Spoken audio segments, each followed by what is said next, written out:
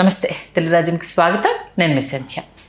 ఏపీలో ఎప్పుడు మంత్రివర్గ ప్రక్షాళన ఉంటుందో తెలియదు, కానీ ఎవరు ఇన్ అవుతారో ఎవరు అవుట్ అవుతారో తెలియదు. కానీ ఆశావహులకు సంబంధించి వీళ్ళు ఉండరేమో అన్న ఆ న్యూస్ బయటికి రావడంతో బోండా ఉమా గారు ఆల్రెడీ అసహనం వ్యక్తం చేశారు కదా. ఈ నేపథ్యంలో మరికొంతమంది సీనియర్ నేతలు ఇప్పుడు కాకపోతే ఇంకెప్పుడు అనేసన్న అసమ్మతి రాగాలను వినిపిస్తున్నట్టుగా తెలుస్తోంది. మరి ఏపీ మంత్రివర్గ ప్రక్షాళన టీడీపీలో ఏమైనా చిచ్చు పెట్టబోతోందా?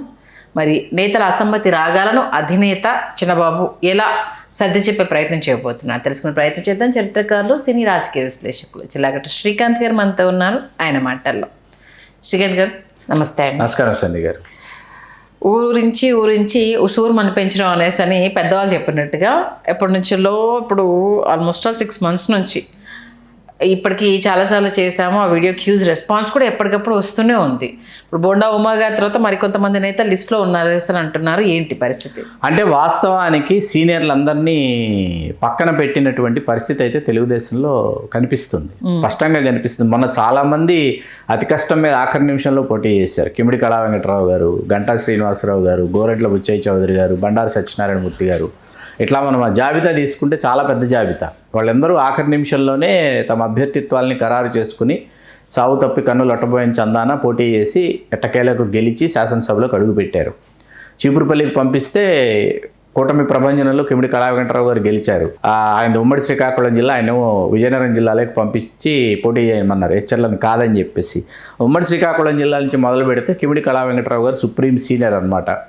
ఆయన దగ్గర నుంచి తీసుకుంటే మనకు ఆ సీనియర్ల జాబితాలో మనం విజయనగరం జిల్లా ఒకటి మనం దాటుకుని మనం ఉమ్మడి విశాఖ జిల్లాలోకి వచ్చేటప్పటికి బండారు సత్యనారాయణ మూర్తి గారు చాలా సీనియర్. ఆయన చివరి నిమిషంలో ఆయన జనసేన పెందుర్తి కేటాయించడంతో పంచకిల్ రమేష్ బాబు గారు పెందుర్తి నుంచి బండారు సత్యనారాయణ మూర్తి గారిని చివరి నిమిషంలో మాడుగులకు పంపించి మాడుగులో ఆయన ఎట్టకెళ్ళి గెలిచారు. అయ్యన్న పాత్రుడు గారు, బండారు సత్యనారాయణ మూర్తి గారు ఒకే సామాజిక వర్గం, ఇద్దరు కుప్పలవెలంలే కాబట్టి అయ్యన్న పాత్రుడు గారికి అవకాశం ఇచ్చారు స్పీకర్గా. బండారు సత్యనారాయణ మూర్తి గారికి అవకాశం దక్కలేదు. ఆయన అసమ్మతి రాగాలపన ఆయన ఎప్పటి నుంచో గతంలో ఎప్పుడో ఒకసారి మున్సిపల్ మంత్రిగా చేసినటువంటి నేపథ్యం తప్ప మరొకసారి మంత్రి కాలేదు ఆయన. అట్లాగే కిమిడి కళా వెంకటరావు గారికి జీవిత చరమాంకంలో, రాజకీయ చరమాంకంలో ఒకసారి రాష్ట్ర మంత్రి అని అనిపించుకొని మరొకసారి ఆయన పదవిచ్యుతులు కావాలని, భవిష్యత్తులో ఆయన కుమారుడు రామ్ మల్లిక్ నాయుడు ఆయన రాజకీయ వారసత్వాన్ని కొనసాగిస్తాడు అనేటటువంటి ఒక ఆలోచన కిమిడి కళా వెంకటరావు గారు. గంటా శ్రీనివాసరావు గారు 99 నుంచి ఆయన వీళ్ళందరికంటే సీనియర్ కాకపోయినప్పటికీ తెలుగుదేశం పార్టీలో సీనియర్గానే వారిని మనం గుర్తించాలి. వారు కూడా మంత్రి పదవిని ఆశిస్తున్న విషయం మనకు తెలిసిందే. అయితే వారిని కూడా పక్కన పెట్టినటువంటి విషయం మనకు అర్థమవుతుంది. ఎందుకంటే టోటల్గా ఏంటంటే టీం లోకేష్ అనేటటువంటి ఐడియాలజీ, టీం లోకేష్కి సంబంధించినటువంటి ఆ స్పీడ్ పాలిటిక్స్ ఏవైతే ఉంటాయో, అట్లాగంటే very immediate, very effective, very initiative అనేటటువంటి పాలిటిక్స్ని లోకేష్ గారు తెలుగుదేశంలోకి తీసుకొచ్చి సరికొత్త నాయకత్వాన్ని, సరికొత్త నాయకుల్ని, అట్లాగే మొదటిసారి గెలిచినటువంటి వాళ్ళకి చాలా ఆయన అధిక ప్రాధాన్యం ఇవ్వటం లాంటివి ఆయన మార్కు రాజకీయం ఆయన చేస్తున్నారనమాట. మనం పశ్చిమ గోదావరి, తూర్పుగోదావరి జిల్లాలోకి వచ్చేటప్పటికి తూర్పుగోదావరి జిల్లాలో మరీ ముఖ్యంగా గోరెంట్ల బుచ్చయ్య చౌదరి గారి అసమ్మతి రాగాలాపన గురించి అందరికీ తెలిసిందే. నిమ్మకాయల చంద్రరాజప్ప గారిని అయితే అనారోగ్య కారణాల వల్ల ఆయనకి మంత్రి పదవి దక్కలేదు, కానీ గోరెంట్ల బుచ్చయ్య చౌదరి గారు చాలా బాహాటంగానే ఆయన తన అసంతృప్తిని వెళ్ళగెక్కిన విషయం మనకు తెలుసు. సీనియర్లు అయినటువంటి తెలుగుదేశంలో బండారు సత్యానందరావు గారు కావచ్చు, జ్యోతుల వెంకటప్పారావు అలియాస్ నెహ్రూ గారు కావచ్చు, వీళ్ళందరూ కూడా సుప్రీం సీనియర్స్ అన్నమాట తెలుగుదేశంలో. వీళ్ళల్లో బండారు సత్యానందరావు గారు రాష్ట్ర మంత్రి వర్గంలోకి వారిని తీసుకుంటే బాగుంటుందని కోనసీమ వాసులందరూ భావిస్తున్న సంగతి మనకు తెలుసు. ఇక్కడ మనకు జ్యోతుల నెహ్రూ గారు అసమ్మతి రాగం వినిపిస్తున్నారు, కానీ బండారు సత్యానందరావు గారు ఎక్కడా ఎప్పుడూ మాట తూలింది లేదు, తన అసమ్మతిని వ్యక్తపరిచింది లేదు, అసహనాన్ని వ్యక్తపరిచింది లేదు. పార్టీకి విధేయుడిగానే ఆయన కొనసాగుతున్నారు. పశ్చిమ గోదావరి జిల్లాకు వచ్చేటప్పటికి గతంలో రాజ్యసభ సభ్యురాలుగా చేసిన తోట సీతారాం లక్ష్మి గారు వారిని పక్కన పెట్టారనేటటువంటిది వారికి ఉన్నటువంటి అసంతృప్తి వారికి ఉంది. అట్లాగే వాళ్ళకి సంప్రదాయంగా ఉన్నటువంటి కొన్ని సామాజిక వర్గాలు కావచ్చు, కొన్ని నియోజకవర్గాల్లో కావచ్చు సరికొత్త నాయకత్వం వచ్చింది. ఎందుకంటే దుర్గేష్ గారు నిడదవోల్లో ఆయన వచ్చారు. సరే, అంజిబాబు గారు గతంలో తెలుగుదేశం శాసనసభ్యులు, ఆయన జనసేనకు వచ్చి ఆయన పోటీ చేశారు. అట్లాగే నరసాపురం వచ్చేసి బొమ్మిడి నాయకర్ గారు, వారు అక్కడ జనసేన నుంచి వారు ప్రాతినిధ్యం వహిస్తున్నారు, మత్స్యకార సామాజిక వర్గం. ఉంగుటూరుకు వచ్చేటప్పటికి క్షత్రియ సామాజిక వర్గం. ఒక రఘురామకృష్ణరాజు గారు ఉండి నుంచి ఆయన ప్రాతినిధ్యం వహిస్తున్నారు. ఆయన నిన్నగా మన పార్టీలోకి వచ్చారు కాబట్టి మనం పరిగణలోకి తీసుకోవాల్సిన అవసరం లేదు. కృష్ణా జిల్లాకు వచ్చేటప్పటికి మన బొండా ఉమామహేశ్వర గారు బాహాటంగా వెళ్ళగక్కినటువంటి ఆవేదన. అట్లాగే గద్దె రామ్మోహన్ రావు గారు వెరీ సీనియర్, ఆయన ఆవేదన ఆయనకుంది. దేవినేని ఉమామహేశ్వరరావు గారికి అయితే అసలు ఏ పదవి లేదు, ఏ ప్రాతినిధ్యము లేదు, ఏ ప్రాధాన్యత లేదు. దేవినేని ఉమామహేశ్వరరావు గారు ఒకవైపు వాపోతున్నటువంటి వైనం. ఇంక యార్లగడ్డ వెంకటరావు గారు, వెనుగండ్ల రాము గారు వీళ్ళందరూ మొదటిసారి శాసనసభలో ప్రవేశించారు కాబట్టి వాళ్ళని మనం పరిగణలోకి తీసుకోవాల్సిన అవసరం లేదు. గుంటూరు జిల్లాకు వచ్చేటప్పటికి, ఉమ్మడి గుంటూరు జిల్లాకు వచ్చేటప్పటికి ఏమవుతుందంటే, మనకి 6సారి శాసనసభ్యుడైనటువంటి, మధ్యలో ఒకసారి 19 ఎన్నికలు ఓడిపోయిన నేపథ్యాన్ని పక్కన పెడితే 6సారి రాష్ట్ర మంత్రి అయినటువంటి ధూళిపాళ్ల నరేంద్ర చౌదరి వారు మంత్రివర్గంలో స్థానం కోసం ఆయన వంతు ప్రయత్నాలు ఆయన చేసుకున్న, విజ్ఞప్తులు చేసుకున్న, విన్నపాలు చేసుకున్న ఏంటంటే లోకేష్ గారు మంగళగిరి నుంచి ప్రాతినిధ్యం వహిస్తున్నారు, జనసేన నుంచి నాదెళ్ల మనోహర్ గారు అక్కడ ఉన్నారు కాబట్టి మరొకరికి అక్కడ ఆ సమీకరణ పొసగినటువంటి అంశం. ప్రకాశం జిల్లాకు వచ్చేటప్పటికి మీకు అక్కడ సమీకరణలు సరిపోతున్నాయి. ప్రకాశం జిల్లాలో ఏంటంటే చాలా సుప్రీం సీనియర్లు అనుకున్న వాళ్ళు అసలు ఇప్పుడు లేరు, రాజకీయాల్లోనే లేరు. వాళ్ళు చాలామంది దివంగతులు అయ్యారు, చాలామంది రాజకీయాల నుంచి క్రియాశీలకంగా వాళ్ళు లేరు. అసలు సరికొత్త నాయకత్వం, సరికొత్త యువరక్తం అంతా పార్టీలోకి వచ్చింది కాబట్టి ఆ విధంగా ఆ విధానపరమైనటువంటి పద్ధతుల్లో అక్కడ ఉమ్మడి ప్రకాశం జిల్లా కొనసాగుతుంది. నెల్లూరు జిల్లాకు వచ్చేటప్పటికి నారాయణ గారికి వాళ్ళు ప్రాధాన్యతను ఇస్తున్నారు. రెడ్డి సామాజిక వర్గానికి వచ్చేటప్పటికి రేపు మంత్రివర్గంలో ఆనవ రామనారాయణ రెడ్డి గారి స్థానే కోటంరెడ్డి శ్రీధర్ రెడ్డి గారికి అవకాశం కల్పించవచ్చు అని మనకు అందినటువంటి సమాచారం కాబట్టి అది ఆ విధంగా అది కొనసాగుతుంది నెల్లూరు. చిత్తూరు జిల్లాకు వచ్చేటప్పటికి చంద్రబాబు నాయుడు గారి సొంత జిల్లా, మనం వారికి సూచించేటటువంటి పరిస్థితి కాదు. అక్కడ ఇప్పుడు సుప్రీం సీనియర్లు లేకపోతే వెరీ సీనియర్లు అనేటటువంటి పరిస్థితి అక్కడ లేదు. అక్కడ కూడా విచిత్రమైనటువంటి, అంటే మొదటిసారి గెలిచినటువంటి శాసనసభ్యులు ఎక్కువ మంది ఉన్నారు.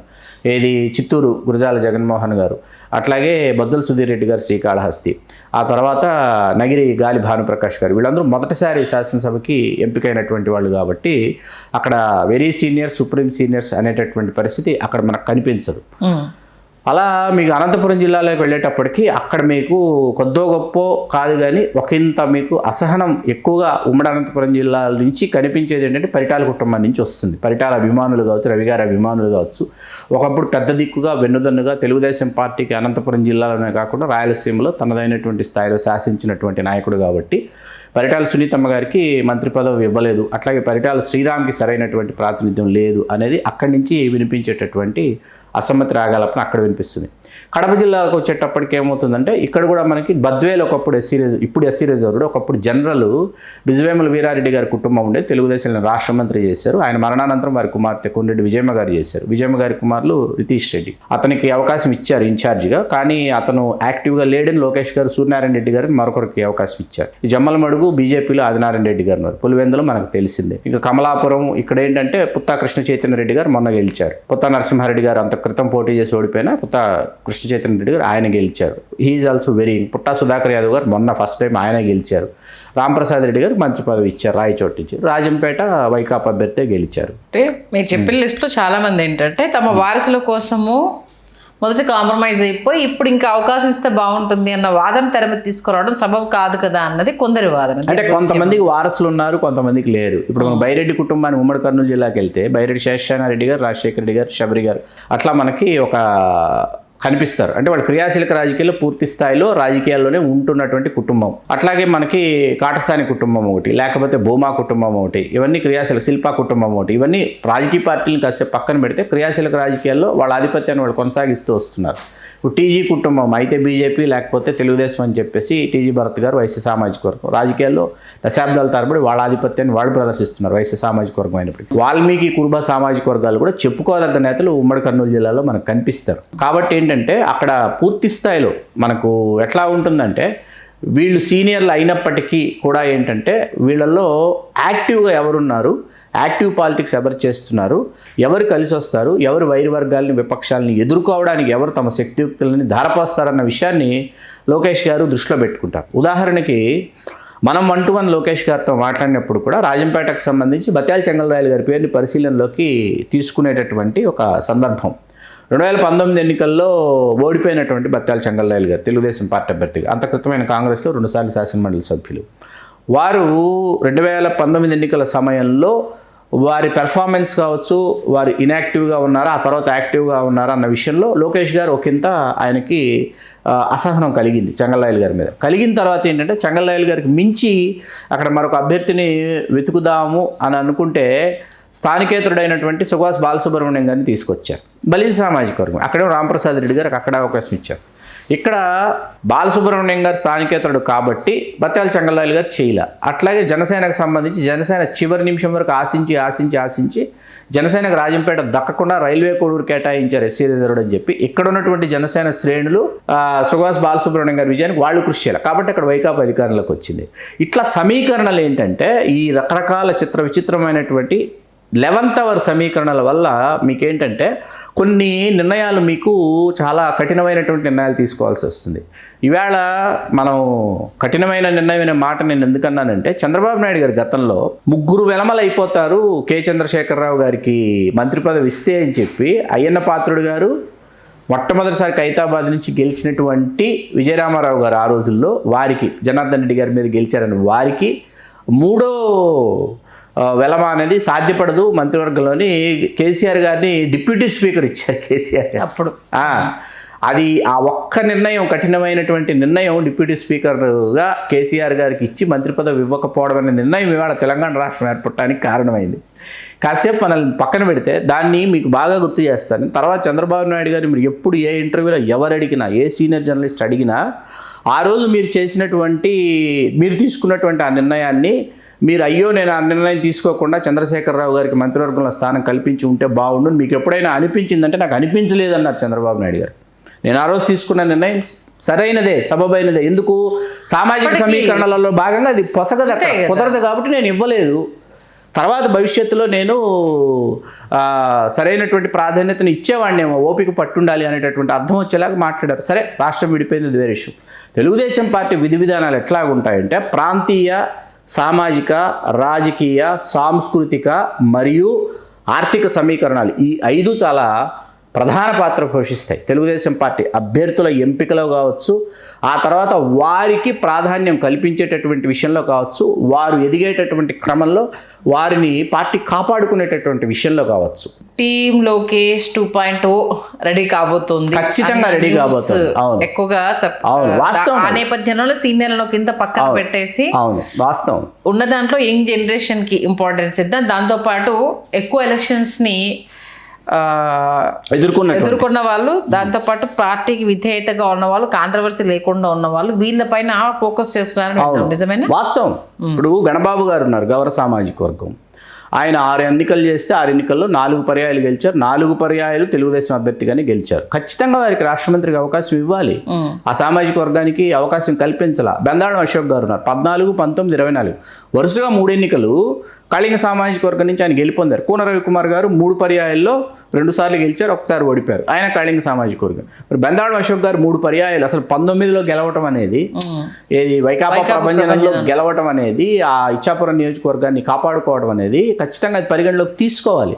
అట్లాగే వాల్మీకి సామాజిక వర్గానికి వచ్చేటప్పటికి కాలువ శ్రీనివాసులు గారు ప్రారంభించిన రోజు నుంచి ఆయన ఆ పార్టీలోనే తెలుగుదేశంలోనే ఉన్నారు. తెలుగుదేశంతోనే ఆయన తన ప్రయాణాన్ని కొనసాగిస్తున్నారు.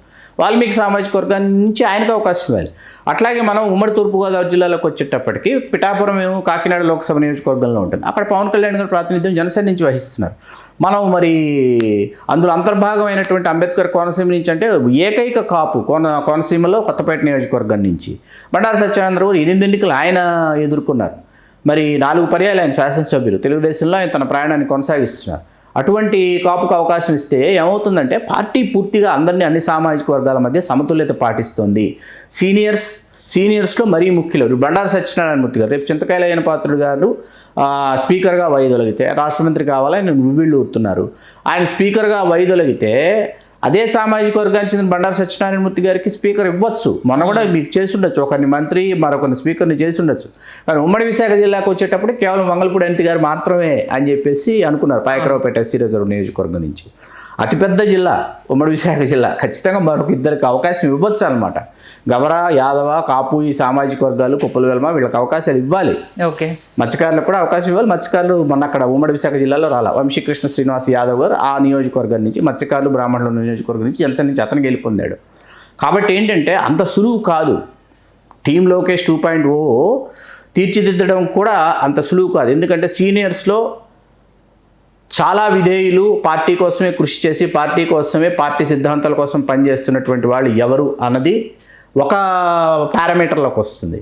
తర్వాత లోకేష్ గారితో 14 నుంచి తమ ప్రయాణాన్ని ప్రారంభించి 14 ముందు నుంచి ఆయనతో ప్రయాణాన్ని ప్రారంభించి పార్టీ కోసమే లోకేష్ గారిని భవిష్యత్తులో వారు ముఖ్యమంత్రిగా చూడాలనుకుంటున్నటువంటి ఒక వర్గం అయితే తెలుగుదేశం పార్టీలో అది సిద్ధమైంది.